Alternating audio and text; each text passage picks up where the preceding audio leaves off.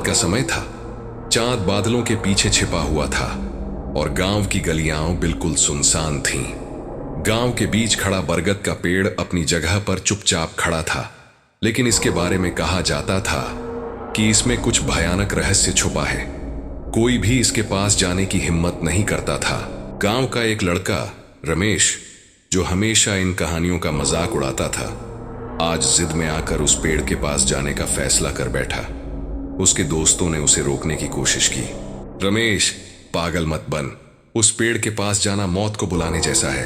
लेकिन रमेश हंसते हुए बोला, तुम सब डरपोक हो, ये बस एक पेड़ है, ना कोई भूत ना कोई आत्मा।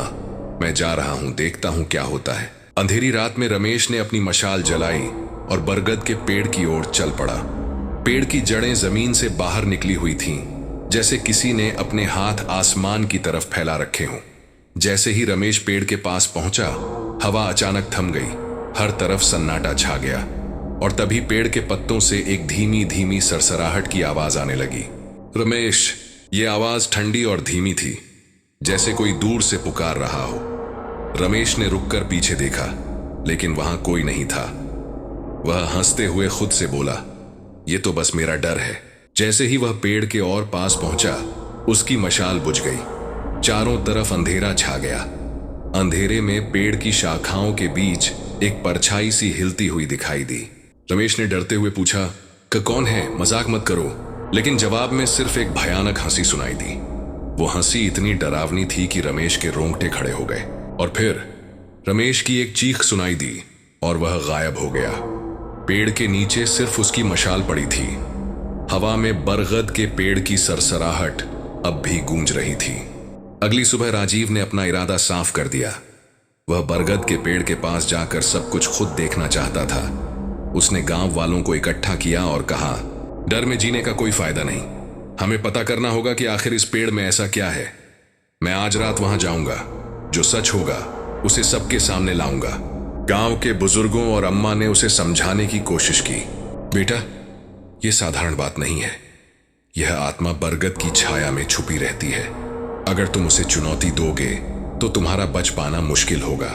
लेकिन राजीव टस से मस नहीं हुआ। यह सब सिर्फ कहानियां हैं। मैं वैज्ञानिक हूं और मैं अंधविश्वास पर विश्वास नहीं करता।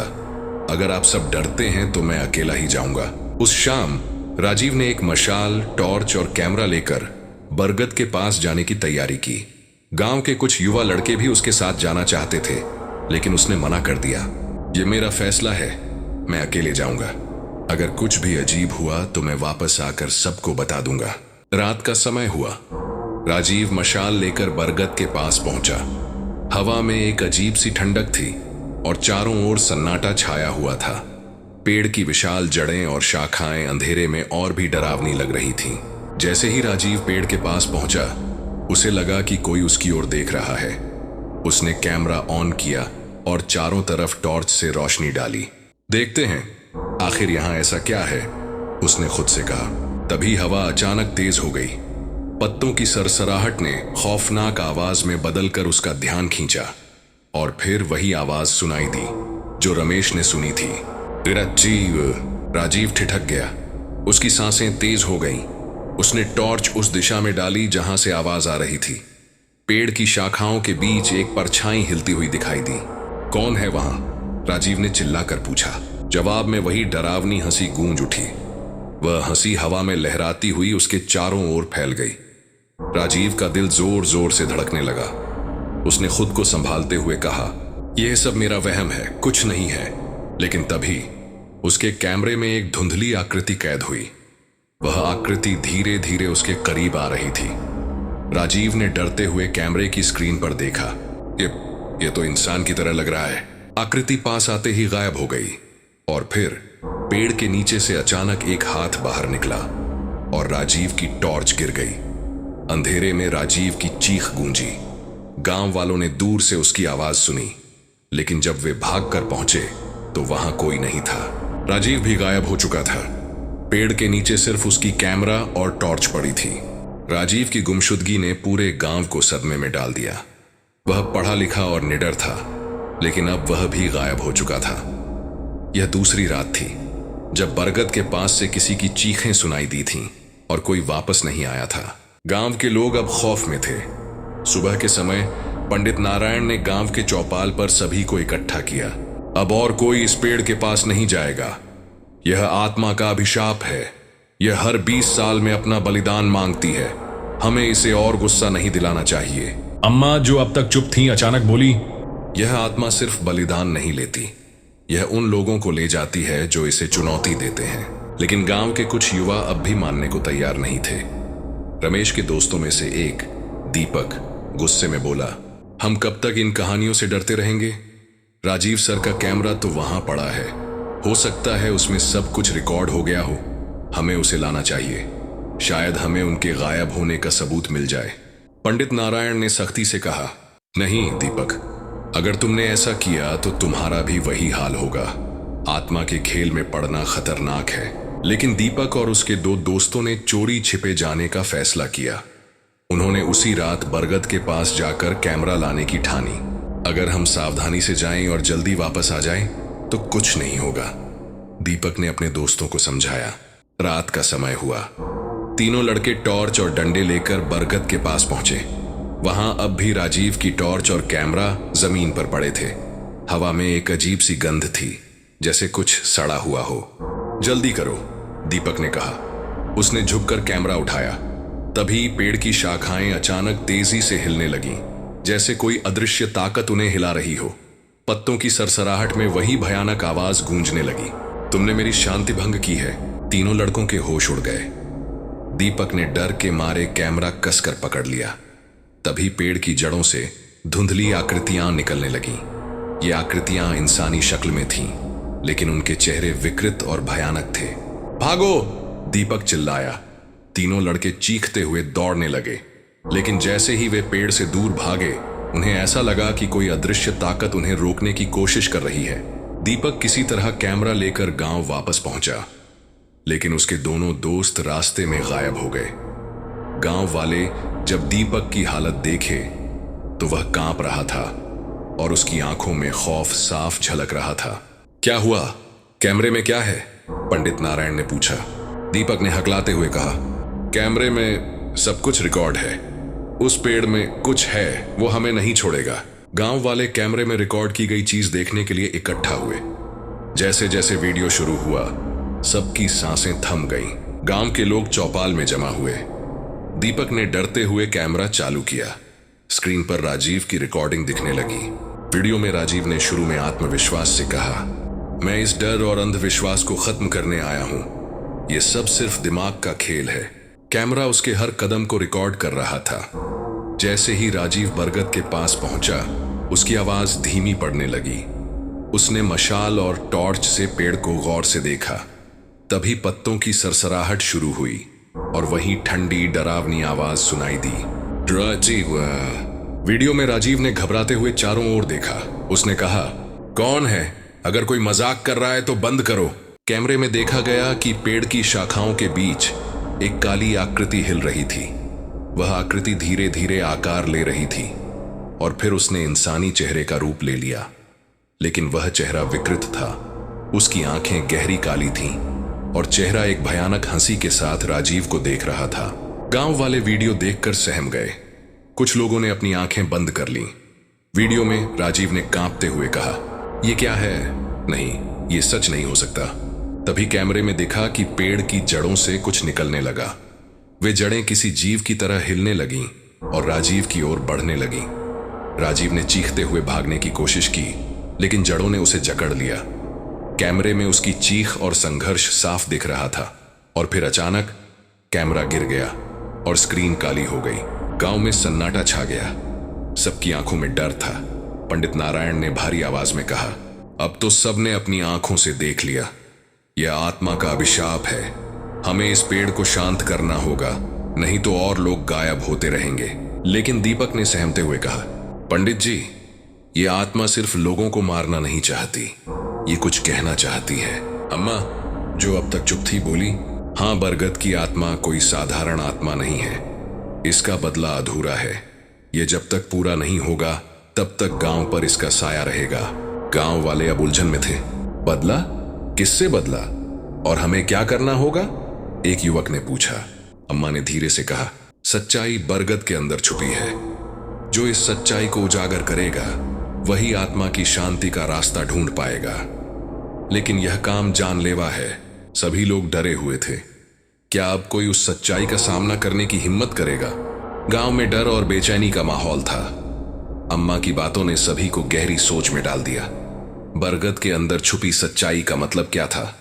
आखिर उस आत्मा का बदला किससे था? दीपक, जो अब तक सहमा हुआ था, ने अचानक हिम्मत दिखाई।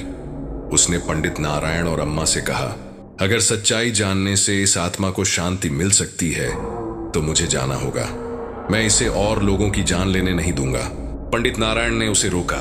बेटा, तुम नहीं जानते कि तुम किस चीज का सामना करने जा रहे हो। बरगद के पास जाना मौत को बुलाने जैसा है। लेकिन दीपक ने दृढ़ता से कहा, अगर हम हमेशा डरते रहेंगे तो यह अभिशाप कभी खत्म नहीं होगा। मैं यह खतरा उठाने को तैयार हूं।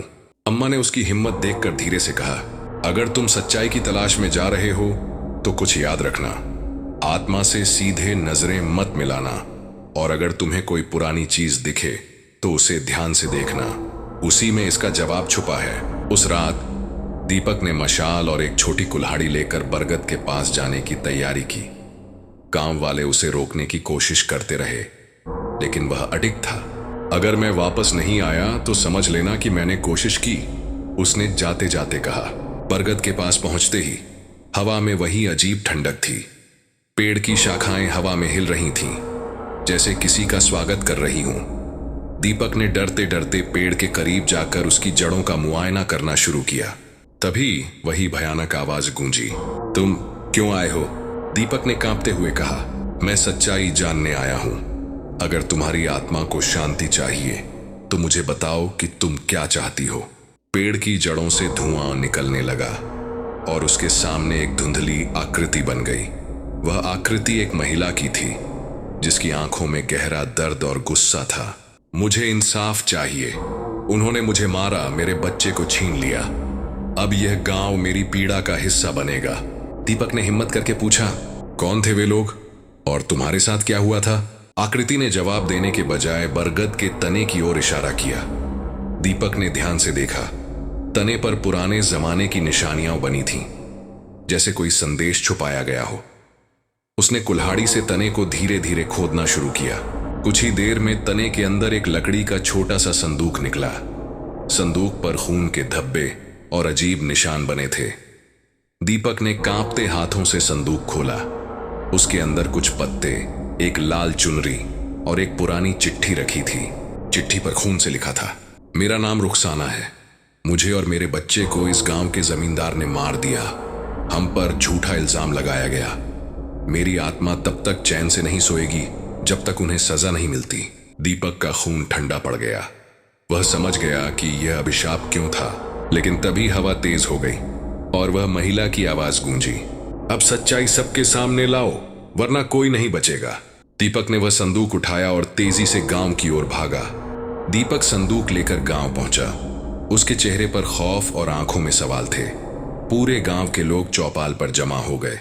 उन्होंने दीपक से पूछा, क्या हुआ? क्या तुमने सच्चाई पाई? दीपक ने बिना समय गंवाए संदूक खोला और उसमें रखी लाल चुनरी और चिट्ठी सबके सामने रख दी। उसने चिट्ठी को जोर से पढ़ा। मेरा नाम रुखसाना है। मुझे और मेरे बच्चे को इस गांव के जमींदार ने मार दिया। हम पर झूठा इल्जाम लगाया गया। मेरी आत्मा तब तक चैन से नहीं सोएगी जब तक उन्हें सजा नहीं मिलती। गांव में सन्नाटा छा गया। लोग आपस में एक दूसरे की ओर देखने लगे। किसी को समझ नहीं आ रहा था कि यह जमींदार कौन था और इतने सालों से यह रहस्य क्यों छुपा था। अम्मा ने अचानक गहरी सांस ली और बोली, रुखसाना, मुझे सब याद आ गया। मैं तब छोटी थी। यह घटना 50 साल पहले हुई थी। जमींदार साहब ने अपनी ताकत का गलत इस्तेमाल किया। उन्होंने रुखसाना और उसके बच्चे को चोर घोषित कर दिया और पेड़ के नीचे जिंदा दफना दिया। तब से हर 20 साल में कोई न कोई गायब होता रहा है। यह उनकी आत्मा का बदला है। दीपक ने गांव वालों की ओर देखा और कहा, यह अभिशाप तब तक खत्म नहीं होगा जब तक हम इस अन्याय का प्रायश्चित नहीं करेंगे। हमें रुखसाना और उसके बच्चे की आत्मा को सम्मान के साथ विदाई देनी होगी। पंडित नारायण ने सहमति जताई।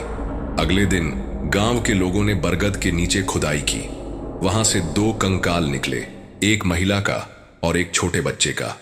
ये देखकर सबकी आंखें नम हो गईं। गांव के पंडित ने मंत्रोच्चार के साथ उन कंकालों का अंतिम संस्कार किया। लोगों ने रुखसाना और उसके बच्चे की याद में गांव के बाहर एक स्मारक बनाया। जैसे ही चिता की आग बुझी, गांव के ऊपर का भारीपन जैसे खत्म हो गया। बरगद की शाखाएं अब शांत थीं और उस पर बैठने वाले पक्षी लौट आए थे। हवा में अब डर की जगह शांति थी। अम्मा ने चुपचाप आसमान की ओर देखा और कहा, अब उनकी आत्मा को शांति मिल गई। दीपक और गांव के लोग यह समझ गए थे कि अन्याय का सामना करने और सच्चाई को स्वीकारने से ही अंधकार का अंत हो सकता है। उस रात के बाद बरगद के पास से न चीखें सुनाई दी, न कोई गायब हुआ। बरगद अब गांव के लिए एक अभिशाप नहीं, बल्कि न्याय और सच्चाई का प्रतीक बन गया था।